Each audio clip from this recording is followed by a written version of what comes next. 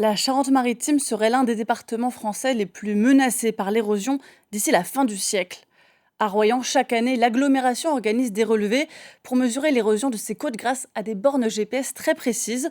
Après un hiver de tempête sur le littoral, le recul des plages reste le même. Un reportage de Lisa Massineras et Pascal Simon. C'est un drôle de balai sur la plage de la Coubre. Chaque printemps, après les grandes marées, ces deux spécialistes serpentent sur le sable. Elles viennent relever le trait de côte.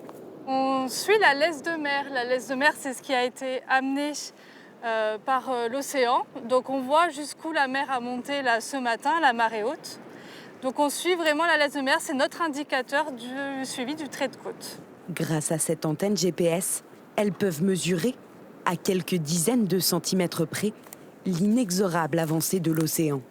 Après une année marquée par les tempêtes et les forts coefficients de marée, le paysage se redessine.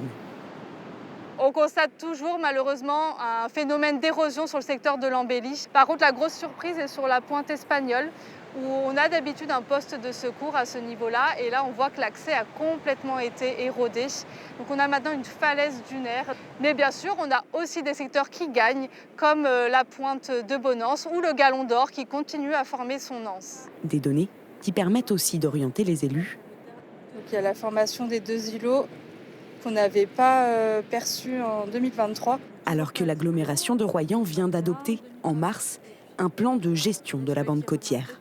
On sait que 74% de notre littoral va être impacté à l'horizon 2050, que ce soit le sable, les côtes sableuses ou les falaises. Ça nous donne une indication d'où on va pouvoir accueillir, par exemple, les personnes et comment on va les accueillir. D'après les prévisions de l'Observatoire de la côte de Nouvelle-Aquitaine, le littoral sableux de Charente-Maritime pourrait reculer de près de 100 mètres d'ici 2050.